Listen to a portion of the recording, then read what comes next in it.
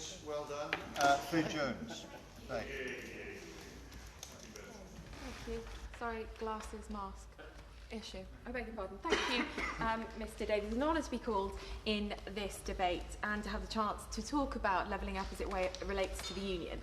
The levelling up agenda should be something that we all work towards, and I do endorse the comments of the Honourable Lady, the member for Swansea East West. Yeah. Thank you. Mr. Davies, last week I was very proud to be the first person to use the word cwtch in the House of Commons. It's the first time it's ever been recorded in Hansard. Cwtch is hard to translate, but it is easily understood for Welsh people, much like the word hiraeth, which means a longing for one's home. Although it doesn't have an easy counterpart in English, hiraeth is something which many people recognise, as so many who grow up in Wales end up leaving. After years away beginning their careers, many then come home to Wales to raise their families. This is absolutely to be welcomed, but wouldn't it be wonderful if there was no need to leave Wales in the first place? If Wales had the academic institutions, the connectivity, the job opportunities and the infrastructure which prevented a drain of talent to England and further afield. That, to me, is what levelling up really means. Mr. Davies, my constituents are proud unionists. They want their governments working together in partnership, not in adversity, as has been so often demonstrated by the Welsh Government. During the coronavirus pandemic, the wool that the First Minister has tried to pull over people's eyes has a familiar pattern. Any success is the personal achievement of the Welsh Labour Government. Any failure is the fault of the Conservative Party, all the while ignorant of the enormous financial interventions from the UK Government, which has protected thousands of jobs in all of our constituencies. Both governments should have tackled the pandemic together, making changes when they were truly required, not difference for difference's sake, which motivated issues like the 5-mile rule and the banning of parkrun and the nonsensical ban on non-essential retail. As we exit the pandemic, I urge the First Minister in Cardiff to put down his weapons and engage with the UK Government to the benefit of everyone in Wales, to be honest about his own shortcomings and to introduce a specific Wales-wide inquiry into the pandemic. Now, I warmly welcome this debate, as I believe there are a number of ways in which the UK Government is working to level up rural Wales. And I do echo my honourable friend from Montgomeryshire's comments that we in rural mid-Wales are often forgotten about. My constituency is predominantly rural, and though, Mr. Davies, you may well be forgiven for thinking that our future is solely agricultural, I'm optimistic about the future of our green economy in my constituency. I was delighted that in the budget in 2020, the Chancellor confirmed that the UK Government would fund the Global Centre for Rail Excellence in Nant Helen near Colburn in my constituency, and delighted further still when the Welsh Government rode in behind with a loan. This will see up to 120 skilled jobs at the new rail and infrastructure testing facility in a part of the world at risk of being forgotten. More green jobs is exactly what my constituency needs, whether in Colburn or at Riversimple in Llandrindod-Wells, a hydrogen fuel cell car manufacturer. These are the jobs of the future which will enable Mid-Wales to level up and join other parts of the United Kingdom in offering a future to our young people. Now, the Global Centre for Rail Excellence will set itself up in a part of my constituency where we have a large number of Welsh speakers, and I would like to make a point, if I may, about the Welsh language.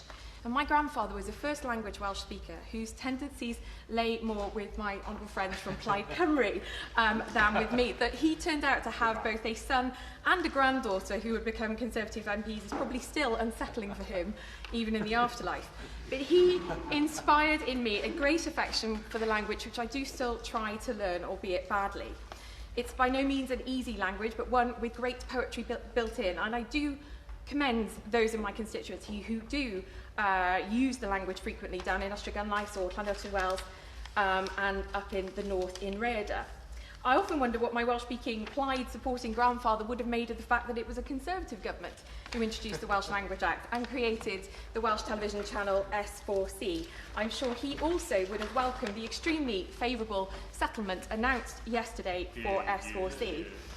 Next month marks, of course, St David's Day, the annual celebration of our language and culture, and I'm delighted that for the first time Parliament will fly the Wraig Goch above Parliament. Mr Speaker has kindly agreed to host the first ever parliamentary Eisteddfod, and I hope all colleagues will attend.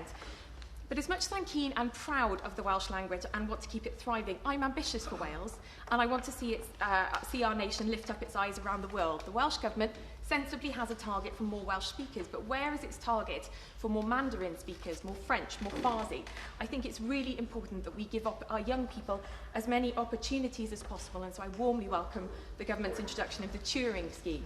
I can see I'm getting the wind-up sign from Mr Davis, and I will conclude as quickly as I can, but I will end by emphasising my constituency's military links. I was deeply proud that we have managed to retain Brecon Barracks and overturn the Ministry of Defence's decision to close it. But cooperation has been a theme of our debate today, and on this I would urge greater cooperation from the Welsh Government. The Secretary of State for Wales has announced the intention to create a Veterans Commissioner. The Treasury has confirmed it will fund it. All we need now is for the Welsh Government to announce that it will work together. I'll give way briefly, if I'm allowed. I understand the point she's making, and of course I welcome Steph to support our veterans.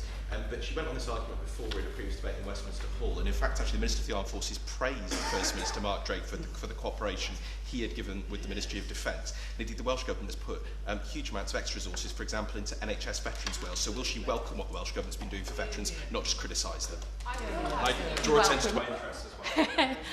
I will absolutely, and I think I probably should have declared my interest in that my partner is a serving soldier. Me too.